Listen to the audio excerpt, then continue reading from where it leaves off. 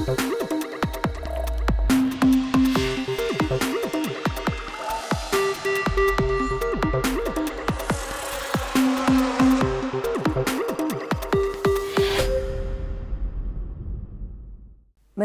bağlı söhbətlərimizi davam etdiririk. Tənqiddən söz düşmüşkən verilişimizin adı mədəni tənqid olduğundan tənqid sözünə diqqətinizi yönəltmək istəyirəm. Bugün cəmiyyətdə ən çox tənqid olunan televiziyalardır. Yəqin razılaşarsan mənlə. Bəli, çünki televiziya hamının gözü qarşısındadır. Televiziya doğrudan da güzgüdür. Biz ora baxmaya da bilərik. Boynumuza alaq, tamaşaçıların sayı azalıb. Ancaq televiziya yenə də cəmiyyətin güzgüsü, aynası olmaqda davam edir. Televiziyada nə qədər nöqsan varsa, bunlar hamısı cəmiyyətə aiddir, cəmiyyətdən qaynaqlanır. Əslində, televiziyanın özündən qaynaqlanmır. Əgər bizim verilişimizdə də bax bu nöqsanları görsəniz, elə bilirsən, yaxud bizim tamaşaçılarımız, bu yenə də təkcə bizim qüsurumuz deyil. Bu, ümumən cəmiyyətdə olan qüsurlarla əlaqədardır. Amma həmişə belə olmayıbdır. Televiziya cəmiyyətin sevimli mövzularından olubdur, ümumiyyətlə cəmiyyətin sevimlisi olubdur. 1926-cı ildə Danışır Bakı sədaları ilə Azərbaycan radiosu fəaliyyətinə başladı. 56-cı ildə isə bu estafeti Azərbaycan televiziyası ələ aldı və bu il yubiley ərəfəsindəyik. Radionun 99, televiziyanın isə 69 yaşı olur və bir il sonra böyük, möhtəşəm bir yubiley günlərini yaşayacağıq. Yəqin ki, böyük tədbirlər olacaq, bir bayram kimi qeyd olunacaq. Amma mənə elə gəlir ki, bu bayram yalnız televiziyaya aid olan bizlərin bayramı olacaq, nəinki cəmiyyətin. Amma vaxt var idi ki, başqa cür idi. Böyük bir ümumxalq bayram kimi qeyd olunurdu. Bütün bayramlarımızı da elə radio, televiziyamız hallandırıb, səsləndirib, dublyaj edib və yaxud onun qonaqlarını təmin edib. Mən istəmirəm ki, bu hadisə tədbirlərlə əlaqədar olsun. Sənətin tədbirləşməsi, tədbir makinasına düşməsi, Xerox-nə belə deyək, düşməsi çox yanlış, çox nöqsanlı nəticələr verir. Canlı olmalıdır. Bax, biz özümüz canlı efir mütəxəssisləriyik və çox yaxşı bilirik ki, televiziyanın ən uduşlu məqamları onun canlı verilişləri ilə əlaqədar. Bax, bu canlı itirməyək. Çox vaxt görürsən ki, yazılır canlı efir, canlı efir. Real, tutaq ki, nələrsə kadrlar, real sözündən çox istifadə olunur. Ancaq baxırsan, görürsən ki, reallıq çox azdır bu verilişlərdə. Nələr çatışmır? Azərbaycan mədəniyyətinin, televiziyasının, radiosunun ilk ən böyük səhvi və yaxud çatışmaz cəhəti onun sözlərində deyil, görüntüsündə deyil, səsindədir. Bəli, səs təkcə qulaqla eşidilmir, səs həm də görünür. Çünki o, belə üz artikulyasiyası ilə, üz ifadələri ilə çox əlaqədardır. Yəni, biz səsi həm də görürük, çox vaxt görürük ki... Həm də hiss edirik biz səsi, sənin sözünə qüvvət, biz səsi həm də ürəyimizlə duyuruq. Məsələ ondadır ki, insan böyüyə bilər, yaşlılaşa bilər. Ancaq onun səsi ola bilər ki, infantil qalsın, uşaq səsi qalsın. Bir çox insanlar öz daxillərindəki uşaqla fəxr eləyirlər. Mən uşaq olmaq istəyirəm, keçmişə qayıdır. Yox, sənətdə böyümək lazımdır.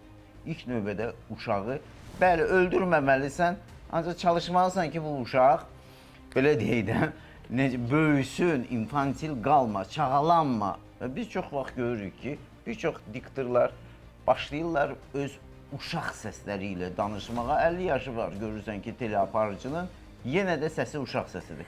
Yaxşı, İlham xanım, ha vaxt, bax, insanın, teleaparıcının, deklamatorun, natiqin, qədimdə bunlara vadilər deyirdilər, yəni şeir oxuyanlara vadilər deyirdilər. Bax, bu vadilərin...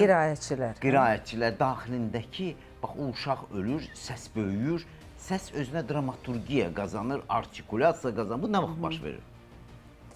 Həmid, mən ümumiyyətlə düşünürəm ki, sənin fikirlərin mübahisəlidir. Yəni ki, içindəki uşağı tərk etməlisən. Doğrudan da biz nə qədər böyümək istəsək də, içimizdə bir uşaqlara qarşı bir sevgi var. Uşaqlıqdan, uşaqlıq dövrümüzdən uzaqlaşmağa çətinlik çəkirik. Bunun həsrətini çəkirik uzaqlaşanda da. Görünür, bu ondan irəli gəlir. Amma infantillik düz deyirsən, infantillik artıq uşaqlıq dövründə ilişib qalmaqdır və bu ilk növbədə insanın səsində hiss olunur. Mən ümumiyyətlə televiziyanın əsas nöqsanlarını səsdə görməzdim. Bəli, sən deyirsən ki, reallıqdan uzaqlaşır televiziya və s. Amma televiziyanın ilk dövrlərində, elə yaranan dövrlərində belə televiziya reallıqdan həmişə uzaq olub. Bəlkə də sən bu fikirlərimlə razı olmayacaqsan, amma televiziya ideoloji makinanın vacib bir ruporu kimi, bir platforması kimi Sovet dövründə heç vaxt reallığı əks etdirə bilməzdi. Orada ancaq hər şey cilalanmış, gözəl, ütülü şəkildə təqdim olunmalı idi. Amma bununla yanaşı biz hamımız o vaxtda da televiziyanı sevirdik. Valideynlərimiz sevirdi televiziyanı. Nəyə görə? Bax, burada səsin rolunu vurğulamaq gərəkdir. Çünki o səs bizə sevdirirdi. Biz diktorlarımızı əvvəlcə əlbəttə ki, radiodan səslərini eşidib sevmişdik. Sonra onların simasını da gördük. Və bu gün də onları bircə dəfə görən insanlar, efirdə görən insanlar onları unutmurlar. Nə sima unudulur, nə səs unudulur. Bax, bunun sirri nədədir? Necə olur ki, tək səslə sehirləyə bilirsən? Elə insan var ki, bəzən çox da mənalı şeylər danışmır. Amma gözəl səslə danışır, sən valih olursan, onun sehrinə düşürsən. İnsanın doğuşu, insanın ikinci nəfəs qazanmağı məhz səsinin açılmağı ilə əlaqədardır. Bir də görürsən ki, doğrudan da bir gözəl bir gündə, axşam ola bilər, səhər olur, səsin açılır. Səs açılır insanda. Adətən yeniyetmə dövründə insan hiss edir ki, səsi birdən dəyişdi. Bax, bu dəyişkənlik, səsdə olan dəyişkənlik insanın artıq böyüməsindən xəbər verir, doğulmasından, həqiqi doğulmasından. Sənətdə mütləq gərək, bax, bu səsin açılsın. Mənim fikrimcə, insanın yaranmağı, ikinci dəfə yaranmağı, bu dəfə özü tərəfindən yaranmağı, təbiət tərəfindən deyil, özünüz əməyi, səyi nəticəsində yaranmağı məhz səsinin açılmağı ilə əlaqədardır ki, Azərbaycan teleekranlarında, radiolarında axır vaxtlar biz bir çox belə, hətta müğənniləri görürük ki, səsləri açılmayıb, ancaq hələ də nə üçünsə oxumaq istəyirlər, nə üçünsə efirə çıxmaq istəyirlər, nə üçünsə danışmaq istəyirlər. Halbuki səs danışmır. Çünki sahib səslərin çoxsunu buraxırlar. Çünki sabit səslərin bəzilərini demirlər. Hecaya bölünməyi sözlərin düzgün deyil, üst artikulyasiyası isə sıfırdır. Beləliklə, Azərbaycan teleekranının, radiolarının bir sayılı məsələsi sözdə deyil, səsdədir. Aparıcılar arasında əlbəttə ki, nitq qabiliyyəti gözəl olan, rəvan, səlis danışıq qabiliyyətinə malik, dünya görüşlü, savadlı və daxili mədəniyyəti olan aparıcılarımız var. Amma təəssüflər olsun ki, media nümayəndələri arasında, eləcə də televiziya və radio aparıcıların arasında hələ də dil qüsurları özünü göstərir. Ümumiyyətlə, bütün xalqların dilində sözlərin vurğuları müxtəlifdir, fərqlidir. Məsələn, Azərbaycan dilində sözün sonuna düşür. Almanlarda sözün kökünə düşür. Yəni, aparıcı bunu biləndə sözü düzgün tələffüz eləyir. Amma vay o halımıza ki, aparıcı bu sözləri düzgün tələffüz eləmir. Onda onu dinləyən və ona baxan tamaşaçı həmin o sözləri o cür qavrayır və bu bizim cəmiyyətimizə bu şəkildə, necə deyirlər, yol açır. Bizim hörmətli prezidentimiz İlham Əliyev AMİA'nın 70 illik yubileyində də, 80 illik yubileyində də son günlər keçirildi. Orada dil məsələsinə xüsusilə önəm verib. Yəni, bizim gözəl dilimiz var, zəngin dilimiz var və biz o sözləri itirə bilmərik. O sözlər itib bata bilməz. Onlar bizə atalarımızdan, babalarımızdan, necə deyərlər, yadigar qalıb. Aparıcı mütləq mətni oxuyanda onu intonasiyası ilə ya da üzünün cizgiləri ilə onu bildirməlidir, mimikası ilə bildirməlidir, üzünün ifadəsi ilə bildirməlidir. Yəni, nə deməkdir? Xəbər var ki, sevindirici xəbərdir, xəbər var ki, kədərli xəbərdir, xəbər var ki, insanı inandırmalıdır, biz zəfər çalacağıq, tutaq. Bu elə bir səslə, elə intonasiya oxumalıdır ki, insanlarda bir inam yaransın. Ya da elə xəbər var ki, o insanları qorxutmalıdır, onları həyəcanlandırmalıdır. Vaxtilə bizim cəmiyyətimizdə mütaliə, yəni kitab oxumaq ənənəsi olub. Və daxili, belə deyək də, tələbatdan əmələ gələn bu vərdişin nəticəsində insan nə əldə eləyib? Zəngin söz ehtiyatı, geniş dünya görüşü, onun məsəl üçün, belə deyək, müşahidə qabiliyyəti güclənib, onun bədii zövqü formalaşıb, Görün, bir kitabın mütaliəsi insana nə qədər gözəl keyfiyyətlər bəxş edir. Amma kitab oxumayan adam adicə özünü ifadə eləyə bilmir. Çünki onun söz ehtiyatı yoxdur. Azərbaycan dili bizim sərvətimizdir. Və bu sərvəti qorumaq, onun saflığının keşiyində dayanmaq, onu daim təbliğ etmək kimliyimizi və ruhumuzu qoruyub saxlamaq deməkdir. Bugün verilişimizə məhz səslə bağlı danışa biləcək qonaq dəvət etmişik. Bu, Azərbaycan Respublikasının xalq artisti, tərəqqi medalı laureatı, Azərbaycanın əməkdar diktoru, veteran diktorlarındandır. Hamımızın çox sevdiyimiz Eldos Bayramovdur. Eldos bəyəm, xoş gəlmişsiniz. Biz sizlə bir qədər fərqli mövzularda danışacağıq. Əslində sizin mövzunuzdur. Səsdən başladıq, televiziyadan başladıq. Amma bir qədər məni daha çox maraqlandıran sizin məsələyə tənqidi münasibətinizdir. Nəyə görə? Çünki verilişimiz də elə mədəni tənqid adlanır. Biz məsələlərə biraz tənqidi bucaqdan baxmağın tərəfdarıyıq. Xüsusilə də dediyimiz kimi, bugün televiziya çox tənqid olunur. Televiziyada aparıcıların səsi, diksiyası, söhbət ASTV-dən getmir. Söhbət ümumiyyətlə Azərbaycanın televiziya məkanında olan səsdən, danışıqdan gedir, nitqdən gedir.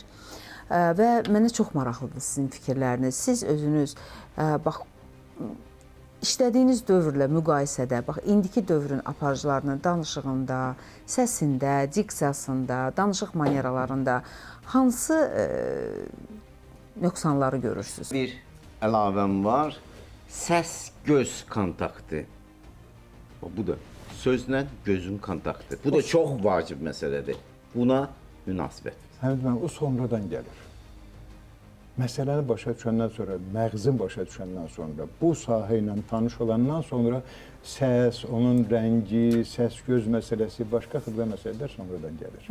Mən uşaq olanda, təxminən 6 yaşım vardı, bizim kəndimizə radio çəkdilir. Maraqlandıq, nədir bu? Dedilər radioda. Açıldı, radio açıldı.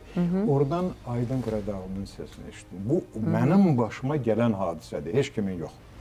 Aydın rəhmətliyin səsini eşitdim, Ramizin səsini eşitdim, Yusifin səsini eşitdim, Fatma Cabarovanın səsini eşitdim, Züleyxa Hacıyevanın səsini eşitdim, Sabitay Quliyevin səsini eşitdim. Allah, düşdüm nağıllar aləminə, Allah, başıma dönüm, bu nədir? Demək sizi sehirlədi. Sehirli aləmə düşdüm, səslər aləminə. Qeybdən gələn səs. Klassik ədəbiyyatımızın gözəl bir mövzusu var, ifadəsi var, qeybdən gələn söz. Sizə elə gəlmirmi ki, əslində natiqlərin, radio aparıcılarının, televiziya aparıcılarının səsi də müəyyən qədər qeybdən gələn, o klassik ədəbiyyatda olan qeybdən gələn söz olmalıdır. Mənim üçün indiyə qədər də elədir. 52-ci ildir mikrofonun qarşısındayım, mən yenə də elədi mənim üçün. İndi kimi dinləyirsiniz? Bax, indi siz karifeylərin adını çəkdiniz. İndi də sehirlənə bilirsinizmi dinləyici olsanız əgər? Dinləsəniz. İndi məni sehirləyənlər yoxdur. Nə o klassik aktyorlar yoxdur. Nə Aydın Qaradağlı yoxdur. Nə Ramizin o şüşə səsi yoxdur. Nə Yusifin gözəl səsi yoxdur. Bəlkə yaratmayıblar, özlərindən sonra yetirməyiblər. Züleyxa Hacıyevanda 102 yaşı var. Tamamilə razıyam. Müəyyən qədər günah bu səs sahiblərinin özünə düşür ki, götürmək lazımdır. Bəli. Bəli, bu çox zəngin bir ildir. Bizdə bugün şeirdə də, nəsirdə də, rəssamlıqda da, memarlıqda da, hətta ən adi digər usta tələb edən sahələrdə bax, ötürmə, usta-şagird münasibətləri klassik ədəbiyyatının əsasını təmin edirdi. İndi də bax, bu səsi ötürmək üçün məktəb olmadı və fərdi bir təşəbbüs də olmadı ki, səsi ötürək başqalarına. Mənim barəmdə fərqlidir. Həmid müəllim, icazə verin, mən sözümü davam elətdirim, fikrimi davam elətdirim. Bəli, buyur. Mən o klassikləri gördüm, mən o klassiklərin çənəsinin altında böyüdüm. Mən sizi onlar mı yetişdirdilər? Üzr istəyirəm, sakit adamam. Bəzən mənə belə qəribə baxırdılar, bunun qəribəliyi var. Mən qəribə deyildim. Mən kitabı götürürdüm, özüm üçün oxuyurdum bədii ədəbiyyatı. Gözüm onlardaydı, fikrim də onlardaydı. Aydın necə tələffüz edir bu sözü? Ramiz Mustafayev necə? Yusif yox, Yusif nəsə bir əlavə bir xal vurdu burada, bir ləzzət xoşa gəlir. Özünüzü yetişdirirdiniz, ancaq tələbələrimizi nə üçün yetişdirmədiniz? İstədilər yetişdirmədim. Məni soruşan Yəni vardı tələbat benim olmadı məndən. deyirsiniz. Öz-özü yetişdirirdi. Bax deyirsiniz, baxırsan, görürsən ki, indiki doğrudan istedad sahibləri, korifeylər özlərini yetişdiriblər. Özlərini. Bax niyə görə şagirdləri yetişdirməmiş? Axı usta-şagird münasibəti ədəbiyyatın, mədəniyyətin əsası. İldis müəllim, sizə yaxınlaşıb nə isə mənə öyrət deyən olurmu? 100% deyiblər, özəl radiolar, televiziyalar yaranandan sonra müraciət elədilər. Mənimsə öyrətmək təcrübəm yoxdur. Mən Pedaqoji İnstitutun Tarix fakültəsini qurtarmışam.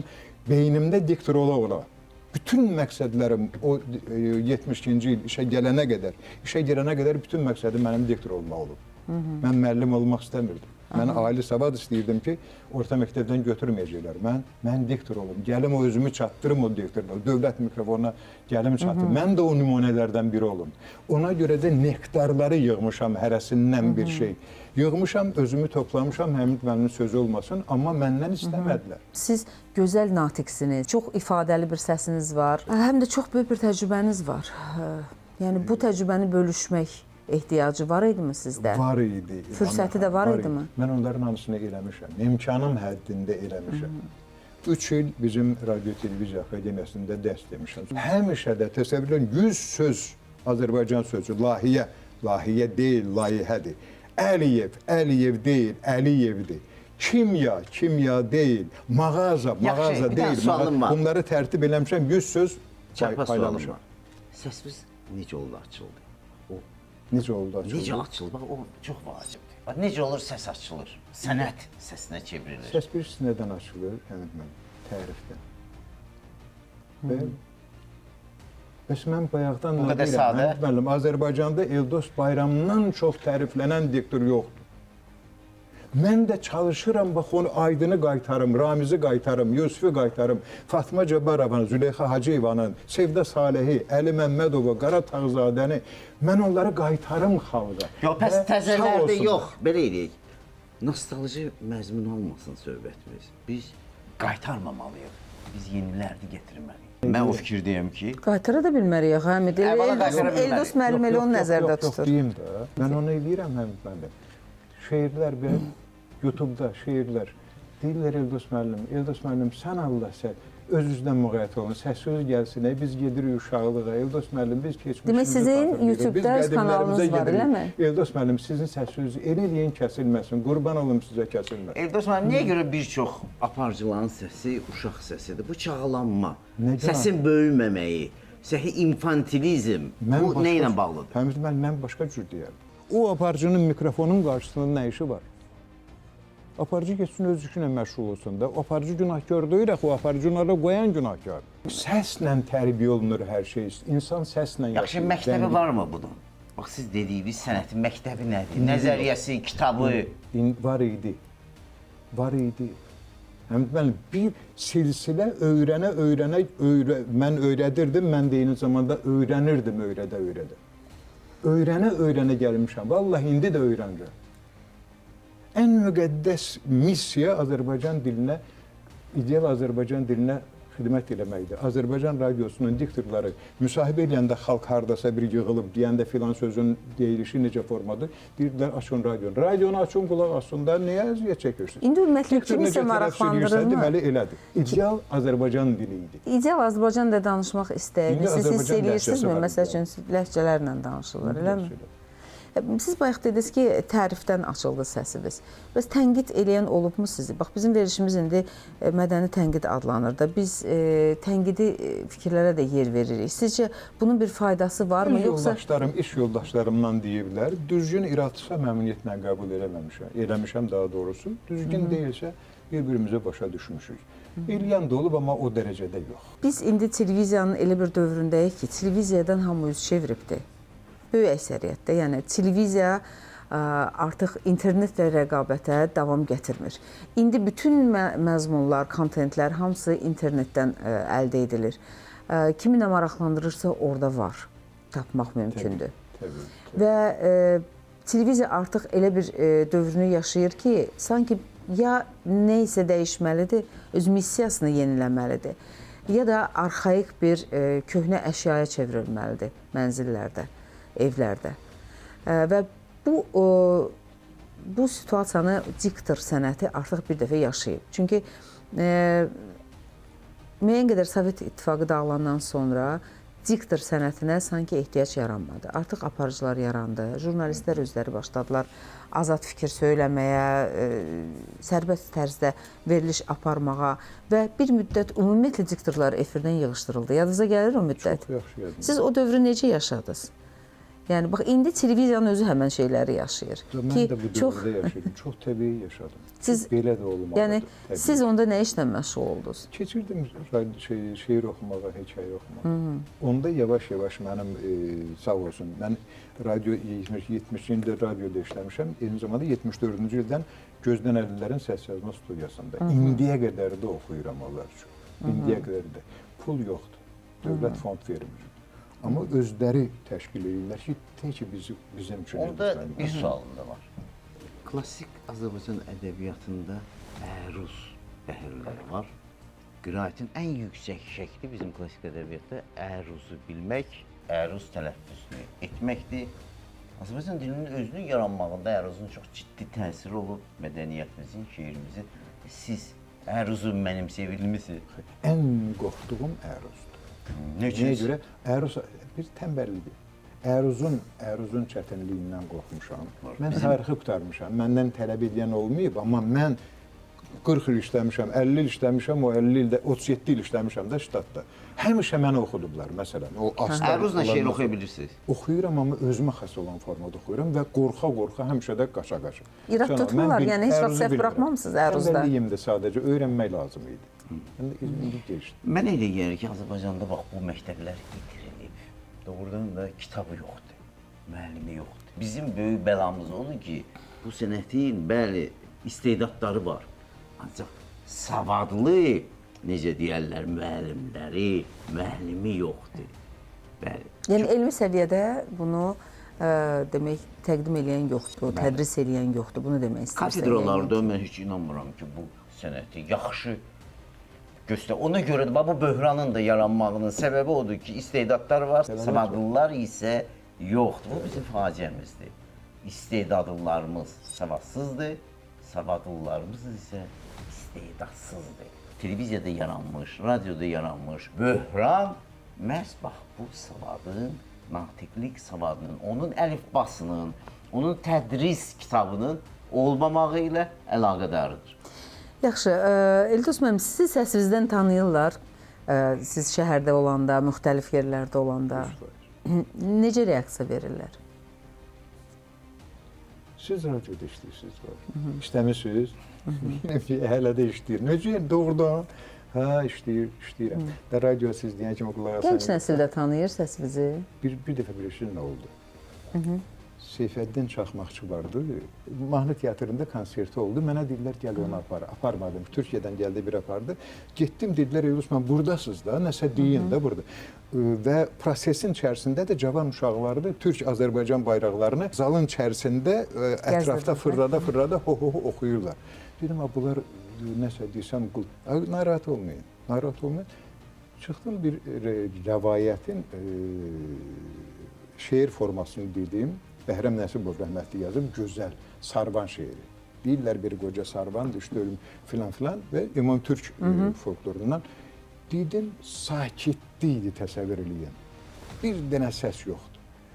Sonra bir an qutardım, dayandım, birdən gürültü qopdu.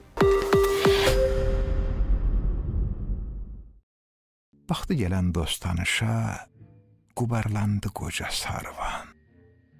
Xəyal uçdu ötən günə, cavanlığı düşdü yada. Gileyləndi yana-yana, vəfa yoxmuş bu dünyada. Vaxt var idi, tükənməzdi nə qüvvəsi, nə həvəsi. Həftələrlə yol gedərdi, gedəyində boz dəvəsi. Aylar illər nə tez ötdü, ömür nə tez çatdı başa. Taleyimin yelkəni mi birdən-birə dəydi daşa. Həyat yoldaşım da yanımdaydı orada. Sonra mənə dedi ki, sən bilirsən o gürültünü salan kimlər idi, o alqışları verir. Bu cavan uşaqlar vardı, sən qorxurdun ki, onlar səs salacaqlar. Bax, onlar idi. Sizin sözünüzün qüvvət. Sadəcə tərpətmək lazımdır. 44 günlük müharibə Həmid müəllim neynədi, nə yaratdı? Özümüzün də ağlımıza gəlmədən sən demə bizim cavanlarımızın potensialı nə imiş? Axı o savadlı müharibə idi, ağıllı müharibə idi. Biz Qarabağda müharibədə qələbə əldə etmişik, ancaq onu ədəbiyyata, musiqiyə nə qədər transfer etməyi bacarmışıq. Bəli, biz hələ də Əliağa Vahidin sözünə yazılmış o məşhur Xudayar təsnifini oxuyuruq. Ancaq bu təsnifi Əliağa Vahid çox əvvəllər, bu müharibədən də əvvəllər yazılıb və çox istəyərdim ki, müharibə özü də bir mahnı yaradardı. Bu yoxdur, yəni sənət geri qalır, qələbələrimizdən geri qalır. Bu çox qorxuludur və ermənilər mədəniyyət sahəsində qələbələr əldə etmək istəyirlər. Mən sənə razı deyiləm. 44 günlük müharibə dönəmində çox gözəl mahnılar yarandı. Dillər əzbəri oldu. Düzdür, bəlkə biz bundan daha çoxuna layiq idik və daha çoxunu gözləyirdik, amma demək olmaz ki, heç nə yaranmadı. Yaxşı, qayıdaq televiziya mövzusuna. Eldos müəllim, indi televiziyanın aqibəti sizi narahat eləyirmi necəsə? Yəni siz razısınız ki, də zamanın elə bil ki, tələblərinə uyğun gəlmir, ayaqlaşmır televiziya. Ya da ki, ayaqlaşır, sadəcə artıq zamanın qayda qanunları var da. Necə ki, kinoteatrlar tutaq ki, sıradan çıxdı, dəbdən düşdü, hamı evdə kinoya baxa bilir. Düzdür, indi bir-iki barmaqla saymaq olar ki, kinoteatrlar var. Eləcə də televiziyalar. Tarixin, belə deyək də, tozlu rəflərinə gedir bütün bunlar. Onun talihi haqqında siz deyən formada, məsələn, o formaya tamamilə razıyım. Yəni, talihimlə də barışıram. Sadəcə məni sevindirən bir cəhət var ki, Allah mənim üzümə yaxşı baxdı. Mən o illərdə düşdüm o Doğrudan siz şanslı oldunuz ki, prosesin içərisində ki, mən istədiyimi elədim, eləyə bildim. İndi sakit, pensiyacıyam. Yaxşı, şeir deklamatorları haqqında nə deyərdiniz? Çünki biz şairlərin şeir oxumaq imkanını, fürsətini də deklamatorlar uğradılar. İndi deklamatorlar çox gözəl, bütün şairlər, hətta diri şairlər. İndi rəhmətə gedənləri anlayıram, onları kimsə səsləndirməlidir, canlandırmalıdır. Necə olur ki, diri şairlər ola şeirlərini oxuyurlar başqa yerlərdə. Müəyyən qədər bunun maliyyə tərəfi də var və məni düşündürür, niyə görə bugün deklamator sənəti bu cür gücləndi? Şairlər nə üçün şeirlərini yaxşı oxuya bilmirlər? Vaxtilə Xaqani Şirvan öz şeirlərini oxuya bilmirdi. Vadi tapır, o dövrdə bu cür şeir ifa edənlərə vadilər deyirlər. Xaqani Şirvanın gözəl vadiləri olub. Yaxşı, biz nə etməliyik, biz şairlər sizcə? Deklamatorlar tapmalı, yoxsa şeirlərimizi özümüz oxumalıyıq? Yox, şairlərin özünün oxunması alınmayacaq. Mən də elə şairlər kimi oxumuram, mən tamamilə başqa cür oxuyuram. Mən nə var onu oxuyuram, mən onun məzmununu oxuyuram, mən onun şərisini oxuyuram. O nə demək istəyib, onu oxuyuram. Mənə də elə də deyirlər. Deyirəm, axı, başqaları da gözəl, doğrudan da gözəl oxuyurlar. Düz deyil, Eldos müəllim, razı yox. Gözəl oxuyurlar, siz başqa cür oxuyurlar. Necə, nə var onu oxuyursınuz? Kimin şeirlərini oxuyursunuz əsasən, səsləndirirsiniz? Bu yaxında Rəsul Ruzanın şeirini oxudum. Bir tədbir idi, şairlərdən biri onun şeirini dedi, Ağ Yasəmən şeirini tədbirdə çox xoşuma gəldi. Çox xoşuma gəldi. Sonra dedi, Vəli Qaraçaydı. Dedi ki, özüm də yazmışam, ona nəzəri yazmışam. Özünün də şeirini yazdı. Orada qız, oğlan qıza müraciət edir, burada isə qız qarıya müraciət edir. Hər ikisi xoşuma gəldi, hər ikisini yazdım, paylaşdım. Məmnuniyyətlə harada paylaşırsınız? Harada? Ramiz Rövşənin Qara paltarlı qadın şeirini ifa eləmişəm. Özümə xas olan formada. Harada dinləmək olar? YouTube'da mənim YouTube səhifəm var, kanalım da var. Onu hamısı gözdən eləyirlər onu. Onlar sizin üçün eləyiblər bunu. Və son zamanlarda TikTok'a keçirdilər, məni qəbul elədilər. O TikTok'da da oxuduğum şeirlərin hamısı, kanallar da hamıya minnətlərim əlbəttə. AzTV başladı, Nuranə xanım dəvət elədi, 2 dənə şeir oxudum orada, sonra o bir də dəvət elədi, 2 dənə, 10 dənə şeir oxudum, hamısı verdilər TikTok'a. TikTok'da oxuduğum şeirlərdə. Elə biraz tez-tez oxumuşam, xoşuma gəlmir oxunuş forması, amma bir haykü qaldırdılar, sən demə bütün Azərbaycan TikTok'a baxırmış.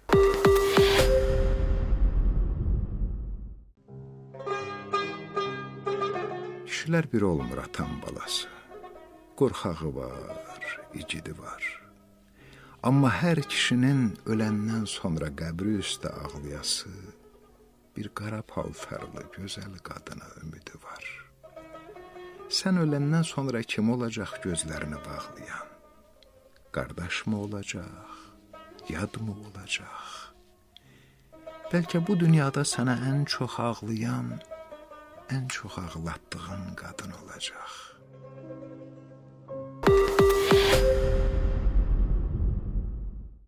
Eldos Bayram oldu da bir dənə. Onda İlham, sən dediyin həqiqət imiş. Televiziya müəyyən qədər, bəli, uzur, sosial şəbəkələr, elektron rəqəmsal platformalar önə çıxır. Siz də zamandan geriyə qalmırsınız. Hər yerdən hörmət görürəm. Nə gözəl. Hörmət görürəm mənə nəyədir? Üzr istəyirəm. Mən hörmət görürəm diktor sənətinə. Mən hörmət görürəm Sultan Nəcəfov başda olmaqla yaşca. Hərçənd Aydın yenə birincidir. Eldos müəllim, bəs dublyajda necə? Sizin xidmətlərinizdən yararlanırlarmı? Müraciət edirlərmi? Mən bir şey deyim də, 69-cu ildə axırıncı kursda olanda mən Ədil müəllimin kursunda da bir il oxudum, kino aktyorluq kursunda. Ömür rəhmətli ilə, Ömür Nağıyevlə, Telman Adıgözəlovla, Məhbubə ilə, Sevil Xəlilova ilə bir kursda oxudum. Bircə il oxudum, sonra institut qurtardım, getdim Aksuya, gəldim Moskva, sonra doktorluq prosesi başladı. Oradan başlayaraq 69-cu ildə məni kinostudiyada indiyə qədər də, bu yaxınlara qədər, bağlanana qədər mənim əlaqəm vardı. Məndə dublyaj, səsə görə dublyaj eləmək istədilər, alınmadı. O istedad məndə yoxdur. İnanma xanım, nəsə lazımdır orada ki, mən dəyişə bilmədim özümü. Şeir oxuyuram, hekayəni oxuyuram. Yəni siz bir tərzinizi artıq tapmısınız, o tərzi də dəyişmək istəmirsiniz. Mən oldum... İstəməmişsiniz məncə, bacarmaq deyil. Bacarmadım. Mən oldum sənədli filmlərin mətnini oxuyan diktor. Vəsiqəm də vardı cibimdə, kinostudiyanın işçisi kimi gedirdim, oxuyurdum, gəlirdim. Bu yaxınlara qədər də yenə oxuyurdum. Həmid müəllimə efirdən kənar bir söz dedim. O tanınmış aktyorlarımızdan biri getdi, çox samballı bir adamdı, gözəl də müəllimdir. Dedi, getdi, dublyaj elədi, ayırır. Bunlar, məsələn, mən irad tutdum ki, bu cümlə axı belə düz. Ədə fikir verim, amma ona tez o birisini verir, o birisini verir. Bilirsiniz nədir? İtirdiyimiz nədədir, Həmid müəllim? Məsuliyyəti itirmişik. Məsuliyyəti itirmişik, çox. O vaxtlarda ki, məsələn, mən işlədiyim vaxtlarda, əsirdir bir cümlənin üstündə, özün bilirsən ki, bir yerdə işləmişik. Bir dənə səhv edirdin, get sədrin müavini çağırır səni. Get ərzə, get yazdır, niyə görə sən orada səhv eləmişsən. İş budur. Bilirsiniz, mən efirə baxıram, danışır. Efirdəki danışır, eşitmirik. Çünki artikulyasiya yox, sair səslərin bəziləri buraxılır, sami səslər düzgün deyilmi? Onun üçün də efirdə bir çoxları danışır, biz onları eşitmirik. Yenə də deyirəm ki, səs təkcə ağız boşluğu ilə, dillə, dişlə əlaqədar deyil. O, artikulyasiya, üz ifadələri ilə bağlıdır. Yəni, biz səsi həm də görməliyik. Mən elə ki, Azərbaycanda bax, bu cür çox gözəl bir bizim natiqimiz var, sizin kimi. Bəli, biz təəssüf edirik ki, siz sənətimizin sirlərini gənc nəslə ötürmək istəmədiniz və yaxud dediniz, detallara getməyək. Yəni, söhbətimizin axırıdır. Ancaq çox istəyərdik ki, bax, sizin kimi usta insanlar öz sənət sirlərini gələcək nəsillərə, indiki müasir nəsillərə də ötürəydilər.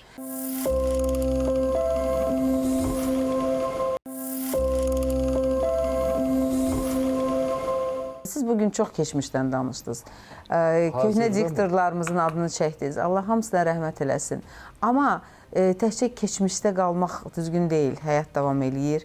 Bugün də efirimiz var, bugün də televiziyalarımız var, gənclərimiz var. Yəni, nitqi gözəl olan gənclərdən kimləri qeyd etmək istəyərdiniz? Belə ad çəkmək istəməzdim, amma var, çoxdur. Çoxdur aparıcılar. Biz təzə vaxtda biraz xəstələnmişdik, tək elə tənqid edəyək. Amma sonra mən ayıldım, gördüm, elə deyil. Axı, maşallah, çox istedadlı uşaqlar, gənclər var. Çox istedadlı, gözəl aparıcılar var.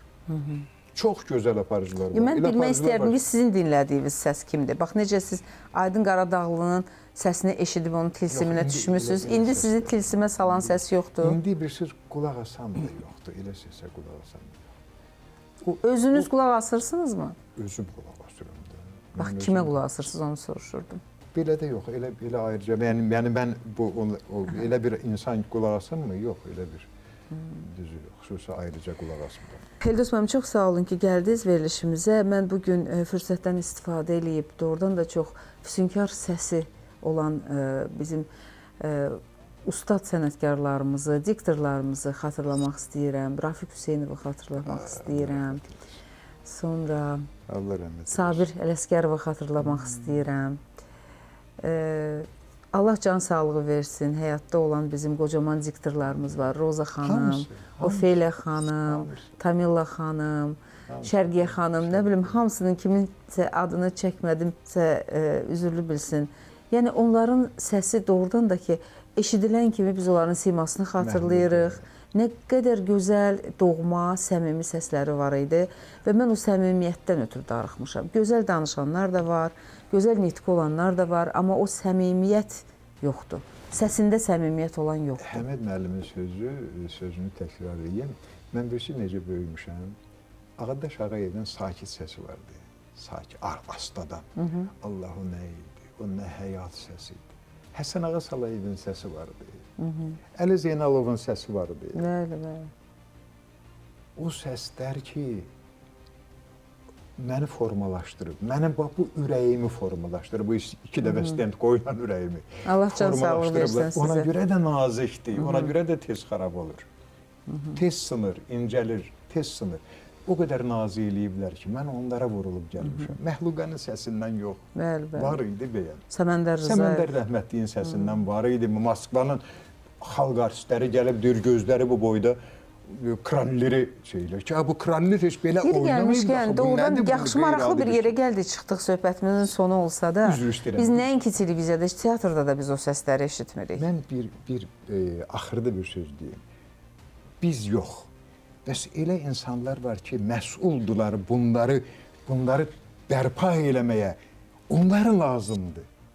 Həmid müəllim, razısınızmı bizdə? Mən həmişə demişəm, mən həmişə şikayət eləmişəm. Mən çox çıxıram efirlərə, sağ olsunlar.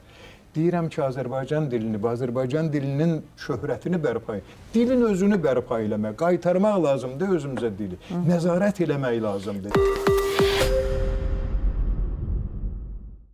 Azərbaycan Milli Elmlər Akademiyasının 80 illik yubileyində çıxış edən Prezident İlham Əliyev doğma Azərbaycan dilinin düzgün tələffüzünün nə qədər önəmli olduğunu vurğulayıb. Təmiz, saf, ədəbi Azərbaycan dilinin qoruyucuları bizik. Müstəqil Azərbaycan dövləti.